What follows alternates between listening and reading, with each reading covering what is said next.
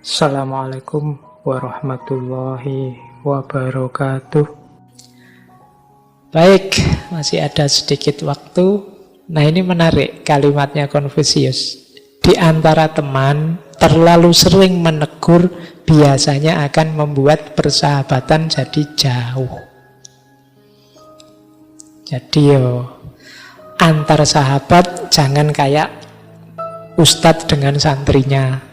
Tiap hari isinya, wah kamu salah, Allahu Ta'ala, kakean. Ya, enggak lah. Sesama temen ya santai saja lah. Jangan kayak dosen sama mahasiswanya, jangan kayak polisi sama yang ditangkep, enggak. Jadi yo sama temen yo sekali-sekali lah menegurnya, jangan terus-terusan. Yang bijaksana, karena terlalu banyak negur yo mestinya terus jadi jauh. Kalian yang ditegur terus kan ya sebel, diingatkan terus kan ya sebel. Nah, maka pinter-pinternya dalam interaksi, jangan terlalu banyak menyerang, jangan terlalu banyak menegur. Menegur itu kan sama dengan menyerang, menganggap yang lain salah. Orang itu punya fitrah kebenaran, jadi jiwanya nyaman kalau merasa hidupnya ada dalam kebenaran.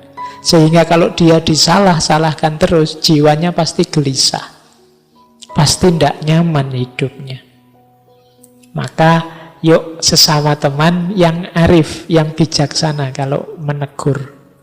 Cari waktu, cari momen, cari situasi yang pas, biar tidak meleset. Inginnya kebaikan, malah yang lahir persahabatannya bubar. Hari ini kan banyak, kita sering membahas sesuatu, inginnya menemukan yang lebih benar, lebih baik, tapi yang benar dan baik tidak ketemu, malah pecah, malah kehilangan sahabat, kehilangan teman. Nah, ini karena apa? Kalau bahasanya Konfusius tadi ya, terlalu sering menegur, sehingga akhirnya yang lain jadi tidak nyaman. Kita bareng orang yang tiap hari ngingetin kita kan jadi nggak nyaman. Ada temennya duduk di masjid silo dong. Begitu silo, jangan dangak dong, dingkluk. Jangan, sebel kan kita, apa-apa diingatkan. Gelasnya jangan sebelah kanan, sebelah kiri. Terus HP-nya dimatikan, ditengkuripin, jangan di. Itu kan diwatir sampai detail, itu kan jengkel. Paling kan terus kita minggir. Teman kita juga begitu, kalau tiap hari diingetin. Orang Islam itu ya jangan 5 waktu, tambah-tambah tahajud lah. Nanti terus pagi-pagi gini kok malah HP-nan, sholat duha, rezeki kita akan tiap hari begitu terus ya mesti sebel. Jadi pinter-pintermu menasehati dan menegur. Baik, nah ini yang sering dikutip orang.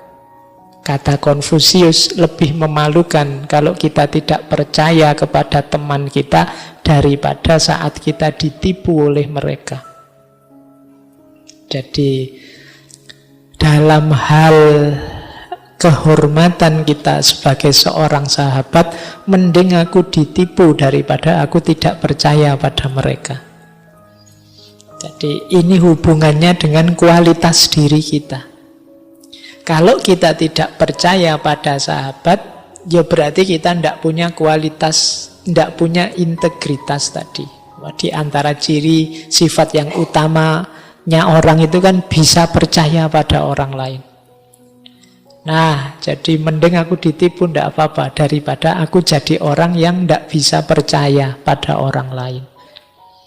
Ini prinsip, nanti bisa direnungi lagi di kamar. Kenapa kok tidak percaya pada orang itu lebih memalukan daripada kalau kita ditipu. Kalau kita ditipu kan sebenarnya tidak ada hubungannya dengan kualitas diri kita. Kita masih tetap mulia, beda dengan kalau kita menipu. Tidak apa-apa aku ditipu, asalkan aku masih punya sifat baik, yaitu bisa percaya pada orang lain. Ketika kita ditipu itu kan berarti sebenarnya kita masih punya sifat baik, yaitu kita percaya, sehingga kita bisa ditipu akhirnya. Alhamdulillah aku ditipu, berarti aku masih punya sifat baik, yaitu bisa percaya pada orang lain.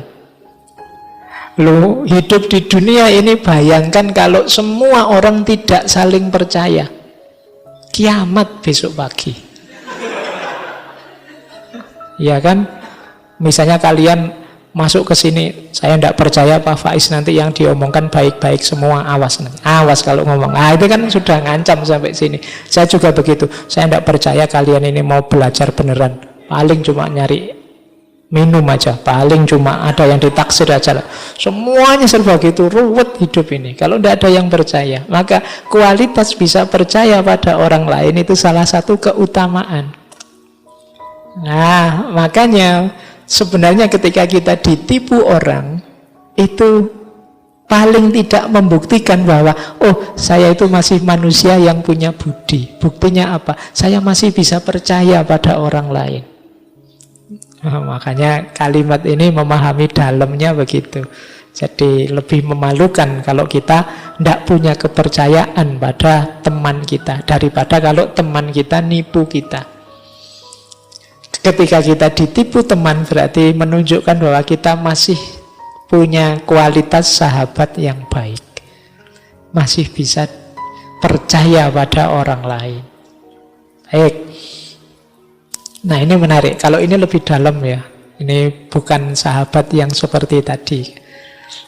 Lain waktu kita mendalami ini.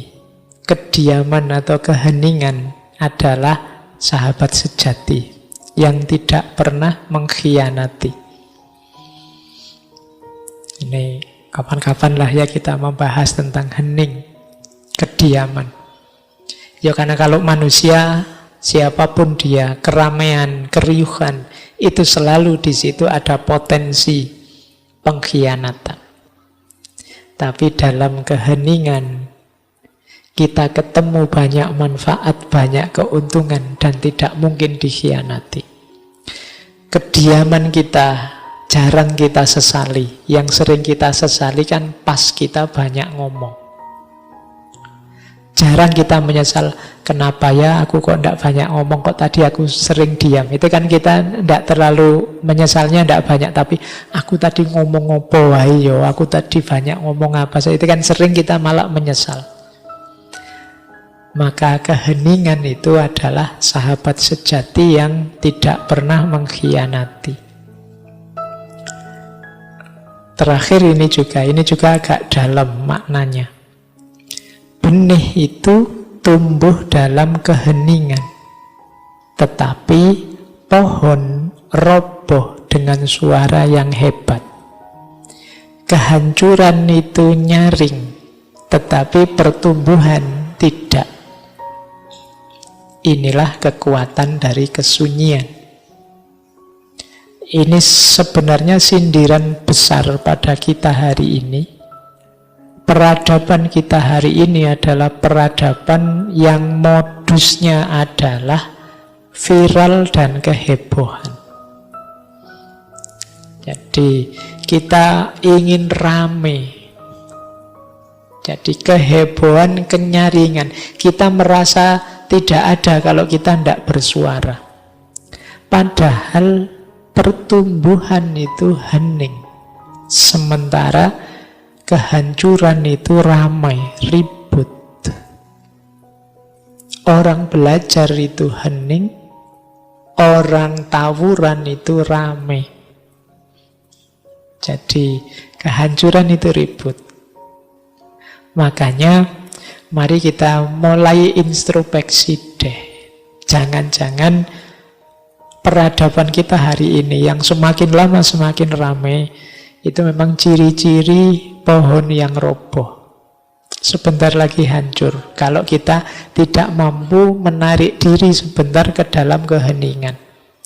Kita juga yang terlibat dalam keriuhan-keriuhan yang tidak penting, itu menunjukkan bahwa kita tidak tumbuh. Karena tumbuh itu dalam hening. Tidak tumbuh itu kita tidak semakin baik. Ya alhamdulillah kalau kita stagnan saja, tidak berkembang. Semoga tidak merosot lebih buruk dari sebelumnya.